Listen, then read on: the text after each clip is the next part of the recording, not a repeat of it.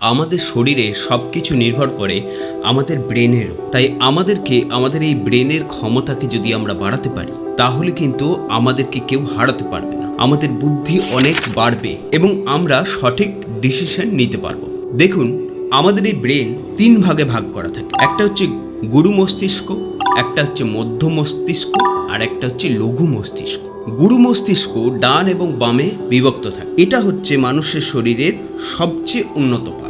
একেই কিন্তু বুদ্ধির ঘর বলা হয়। মধ্য মস্তিষ্ক শ্রবণ শক্তি এবং দৃষ্টি শক্তির সাথে যুক্ত। লঘু মস্তিষ্ক আমাদের চলাফেরা কথাবার্তাকে নিয়ন্ত্রণ করে। এটা থেকে আমরা বুঝতে পারছি যে ব্রেন হলো আমাদের জীবনের সবচেয়ে গুরুত্বপূর্ণ অংশ এবং আমাদের জীবনের চলাফেরার মূল উৎস। আজকের এই ভিডিওটাতে আপনারা সবাই জানতে পারবেন যে আমরা 14 দিনে কিভাবে ব্রেনকে শক্তিশালী করতে পারি এবং নিজের বুদ্ধিকে 1000 গুণ বাড়াই। আমরা প্রতিদিন অ্যাক্টিভিটি করি, কাজ করি, কিন্তু আমরা অনিয়মে করি। তাই দেরি না করে আজ থেকে আপনার এই অভ্যাসগুলো বদলে ফেলুন এবং আপনার আইকিউ কিন্তু অনেক বেড়ে যাবে এবং তখন আপনার শক্তিও কিন্তু অনেক বাড়বে। প্রথম বিষয়টা হচ্ছে ডিহাইড্রেশন। ডিহাইড্রেশন মানে কি? দেখুন, আমাদের শরীরে 75 ভাগ কিন্তু জল, তেমনি আমাদের ব্রেনও কিন্তু 75 ভাগ জল দ্বারাই কিন্তু তৈরি। এখানে আর কিচ্ছু নেই। আমাদের ব্রেনে 100 বিলিয়ন নিউরন থাকে, কিন্তু আমাদের এই ব্রেন এই জলকে কিন্তু ধরে রাখতে পারে, মানে স্টোর করতে পারে। তাই আমাদের সারাদিনে কিন্তু পরিমাণ মতো কিন্তু জল পান করা দরকার। পর্যাপ্ত পরিমাণে জল আমাদের শরীরকে ডিহাইড্রেশন থেকে মুক্ত করবে এবং আমাদের বুদ্ধিকে অনেক শক্তিশালী করতে সাহায্য করবে। আপনি সবসময় চনমনে থাকবেন। এখন জল আমরা কতটা খেতে পারি, এটা আপনার ওয়েট, হাইট, এজ, অ্যাক্টিভিটি এর উপরে কিন্তু নির্ভর করে। ধরুন আপনার ওয়েট হচ্ছে 60 কেজি। এখন আপনি প্রতি 20 কেজিতে 1 লিটার করে জল কিন্তু আপনি পান করতে পারেন। এখন বিষয়টা হচ্ছে যে যদি আপনার অ্যাক্টিভিটি বেশি হয়, আপনার ঘাম বেশি ঝরে, তাহলে আপনি কিন্তু এর পরিমাণ কিন্তু একটু বাড়াতে পারেন। দিনে 4 লিটার জল কিন্তু 60 কেজি ব্যক্তিকে কিন্তু খাওয়া দরকার। যদি আপনার অ্যাক্টিভিটি কম হয়, ঘাম কম ঝরে, তাহলে আপনি 3 লিটার পর্যন্ত রাখতে পারেন। 5 লিটারের বেশি জল আমাদের কখনোই কিন্তু শরীরে প্রয়োজন পড়ে না। তাই এর মধ্যে আপনারা কিন্তু আপনাদের জলের পরিমাণকে অবশ্যই রাখবেন। তাহলে কিন্তু আপনার শরীর কিন্তু ফিট থাকবে এবং বুদ্ধিও কিন্তু অনেকাংশে বাড়বে। দ্বিতীয় বিষয় হচ্ছে যে প্রপার ব্রিদিং। আমাদের মস্তিষ্ক নানা রকম চিন্তায় কিন্তু ডুবে থাকে। আমরা প্রতিদিন 20,000-এরও বেশি শ্বাস প্রশ্বাস কিন্তু নিই এবং মিনিটে 12 থেকে 16 বার কিন্তু আমরা শ্বাস প্রশ্বাস নেই। এখন আমাদের শ্বাস প্রশ্বাসের গতি যত ধীরে হবে ততই কিন্তু আমাদের মস্তিষ্ক শান্ত থাকবে। নিউরোসায়েন্সের রিসার্চে দেখা গেছে যে আমাদের শ্বাস প্রশ্বাসের গতি আমাদের ব্রেনের যে নিউরন রয়েছে সেই নিউরন এবং নিউরন থেকে যে কেমিক্যাল রিলিজ হচ্ছে সেটা ঠিকমতো করতে সাহায্য করে। তাই আমাদের বলা হয় মেডিটেশন করতে। আমরা অনেক সময় যোগ ব্যায়ামের কথা শুনেছি, সেই জন্য যোগ ব্যায়াম স্টাডিতে বলা হয় শ্বাস প্রশ্বাসের গতি যত গভীর হবে আপনার বিচারও কিন্তু ততই স্পষ্ট হবে। যদি আমরা এই শ্বাস প্রশ্বাসের গতিকে ধীর করতে পারি তাহলে আমাদের কিন্তু রাগ অনেক কমে যাবে, তখন বুদ্ধি কিন্তু বহু গুণ বেড়ে যাবে। রাগ মানুষের জীবনকে কিন্তু ধ্বংস করে, অন্য কিছু ভাবতে বাধা সৃষ্টি করে। তাই প্রতিদিন মেডিটেশন যদি আমরা মিনিটে 5 থেকে 6 বার শ্বাস প্রশ্বাস নিতে পারি 12 থেকে 16 বারের চেয়ে, তাহলে কিন্তু আমরা আমাদের ব্রেনকে অনেক বেশি শক্তিশালী করে তুলতে পারি। এর ফলে আমাদের জীবনের যে পরিবর্তন হবে তা আপনার কিন্তু কল্পনারও বাইরে হবে। এতে করে আপনার ব্রেনের নতুন কানেকশন তৈরি হবে,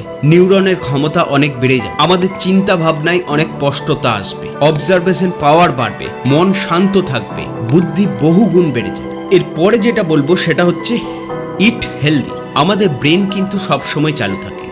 আমরা ঘুমিয়ে পড়লেও কিন্তু আমাদের ব্রেন কিন্তু চালু থাকে। এই ব্রেন যেদিন বন্ধ হয়ে যাবে সেদিন কিন্তু আমাদের আর কোনো অস্তিত্ব থাকে না। যখন কোনো অ্যাক্টিভিটি করি, যখন কোনো শ্বাস প্রশ্বাস নিই, যখন কথাবার্তা বলি, যখন চিন্তা ভাবনা করি, যখন কিছু দেখি, সব কিছুতেই কিন্তু ব্রেন কিন্তু অ্যাক্টিভ থাকে, চালু থাকে। আর এই ব্রেনকে চালু রাখার জন্যে জ্বালানির প্রয়োজন হয়, ফুয়েলের প্রয়োজন হয়। আর এই ফুয়েলের উৎস হচ্ছে গ্লুকোজ, যা আমরা পাই খাবার থেকে। ঘরে আমাদের যে খাবার হয়, সাধারণ খাবার, ভাত, ডাল, শাক, সবজি, এই সমস্ত বেশি পরিমাণে, এতেই আপনার পর্যাপ্ত পরিমাণে গ্লুকোজ কিন্তু পাওয়া যায়। বাইরে যে প্যাকেটজাত খাবার দাবার আমরা খাই, ননভেজ খাবার দাবার খাই, এটাকে আপনাকে একেবারে কমিয়ে দিতে হবে। তার কারণ হচ্ছে এর মধ্যে কিন্তু বেশি পরিমাণে গ্লুকোজের সোর্স কিন্তু পাওয়া যায়, ফলে আপনার ব্রেনকে কিন্তু এই ড্যামেজ করবে, এবং ব্রেনের ক্ষমতা ড্যামেজ হলে সব কিছুতেই কিন্তু প্রবলেম আসে।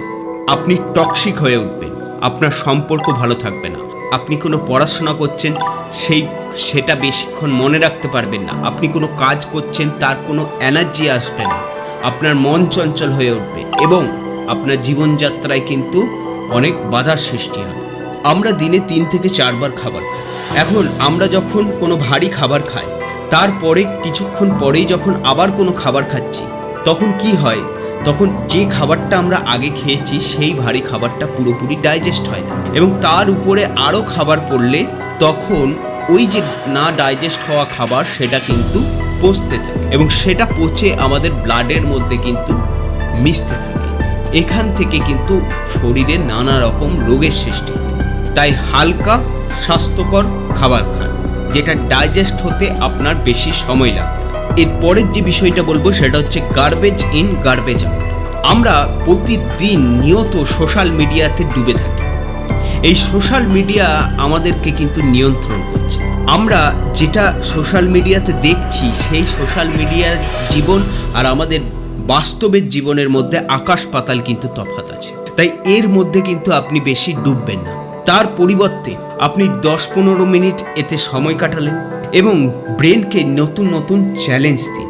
আপনি ম্যাথ সলভ করুন, আপনি কোনো পাজল গেম সলভ, আপনি কোনো অ্যাক্টিভিটি করুন, আপনি নতুন নতুন কিছু শেখার চেষ্টা করুন। এতে কি হবে, এতে আপনার মস্তিষ্ক সচল থাকবে এবং আপনি সঠিকভাবে ডিসিশন নিতে পারবেন। আমরা অনেক সময় পড়াশোনা করি, আমরা অনেক সময় অনেক কাজকর্ম করি, আপনি গ্রুপ স্টাডি করুন, আপনি সেই জন্যে অনেকজনের সঙ্গে আলোচনা করুন, কথা বলুন। এতে কি হয়, মানুষের সাথে কথা বললে, আলোচনা করলে কি হয়, ব্রেন অনেক সচল হয়ে যায় এবং ব্রেনের গতিও অনেক বেড়ে যায়, নিউরনের ক্ষমতা অনেক বেড়ে যায়। তখন কিন্তু জীবনে আমরা সঠিক ডিসিশন নিতে পারি এবং এর ফলে আমাদের জীবনের যে পরিবর্তনটা আসে সেটা কিন্তু আমাদের কল্পনারও বাইরে। 5 নম্বর বিষয় হচ্ছে ডেইলি এক্সারসাইজ।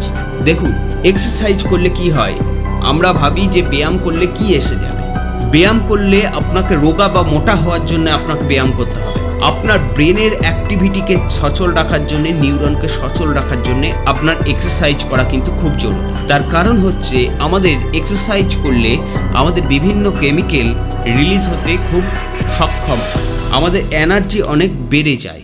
রিসার্চে দেখা গেছে যে যারা এক্সারসাইজ করে তাদের কিন্তু ব্লাড সার্কুলেশন অনেক ভালোভাবে চলে এবং তার ফলে কিন্তু আমাদের ব্রেনের নিউরনের প্রভাব অনেক বেড়ে যায় এবং এতে কি হয়, এতে আপনার শরীরও ফিট থাকবে এবং মনও অনেক শান্ত থাকবে এবং সঠিকভাবে আপনি কাজ করতে পারবেন।